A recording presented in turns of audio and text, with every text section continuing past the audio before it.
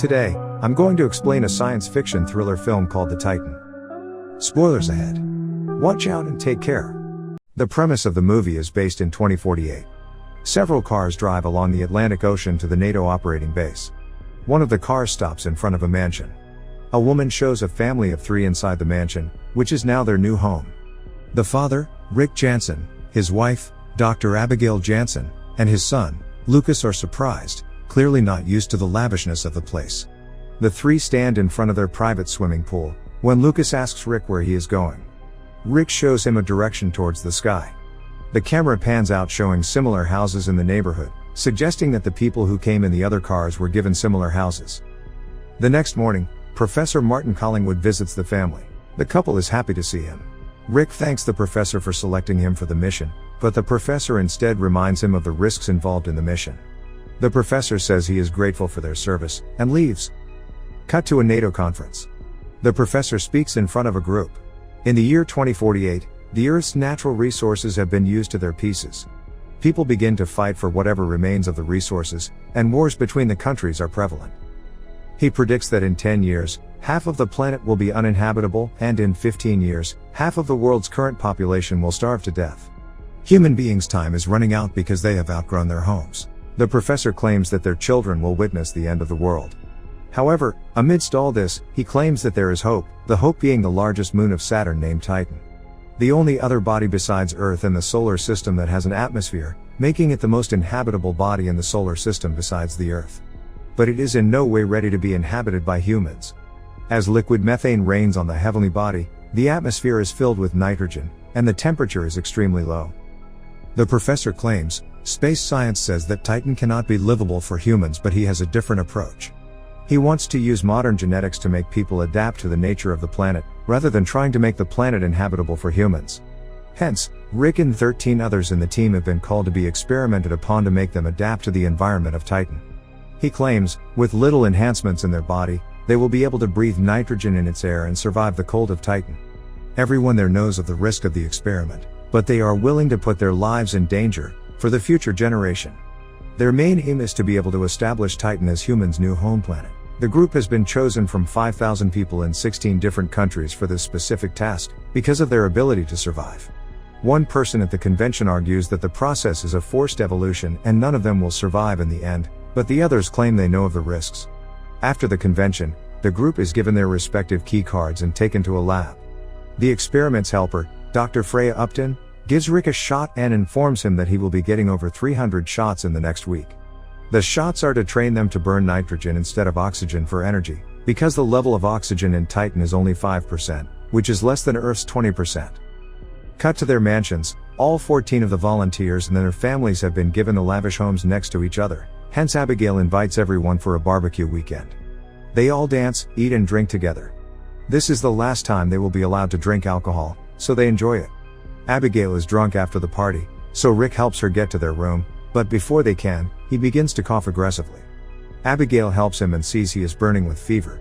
She gives him some medicine and puts him to bed.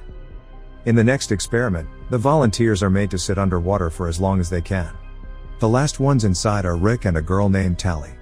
The two have been underwater for 31 minutes. Everyone outside is happy and surprised that the experiments have worked. Tally starts suffocating and goes to the surface in 39 minutes, but Rick still stays inside. His vitals seem to be dropping, so everyone gets worried. However, Rick starts swimming across the pool at great speed, showing his progress. Everyone cheers and claps for him. He has been underwater for 42 minutes. At night, Rick tells his son Lucas about Titan's conditions as a bedtime story. The kid is thrilled to know that his father will be able to live on another planet soon. Rick then joins his wife in the swimming pool, where she notices the nerves on his back being prominent. She labels it as a side effect of the shots he has been given, but is worried for him. As time goes by, Abigail and Ryan, the wife of another volunteer, become friends. Ryan tells her that she didn't want her husband to come here, but he doesn't listen to anything she says. Rick goes through surgery that day.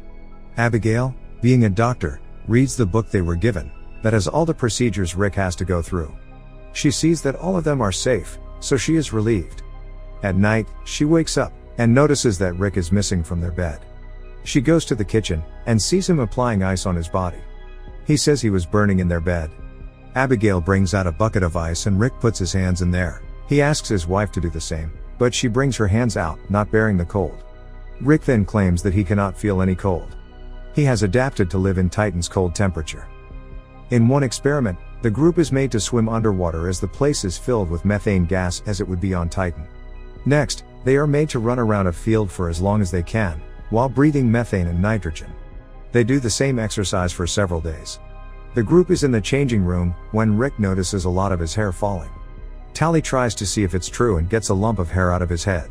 Just then, one of the female volunteers vomits out blood and falls on the ground struggling. The others try to help her and call the officials.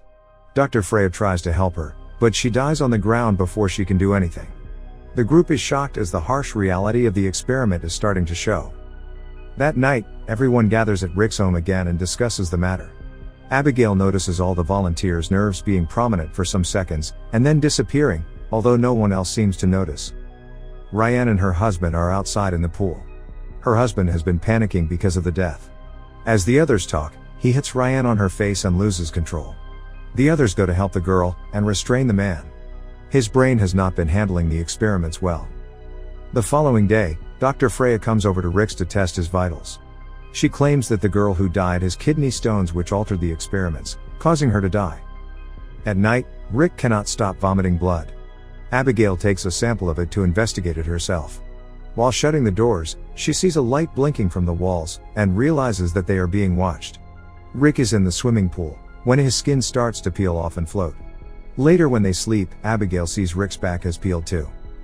Abigail takes the sample to the lab the next morning, and sees that it has several compounds that the book didn't talk about. The lab performs eye surgery on Rick that day. It is to allow him to see through the darkness. He goes home after the surgery, but has to be rushed back to the hospital when his eyes start to bleed uncontrollably. Abigail meets the professor and accuses him of not telling them everything about the procedure. She confronts him about the cameras that he claims are for security reasons. He dismisses her and sends her home.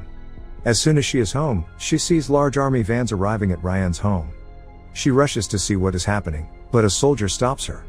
Just then, someone throws Ryan out of the window. Her dead body is lying on the front porch. Ryan's husband has gone completely wild because of the experiments.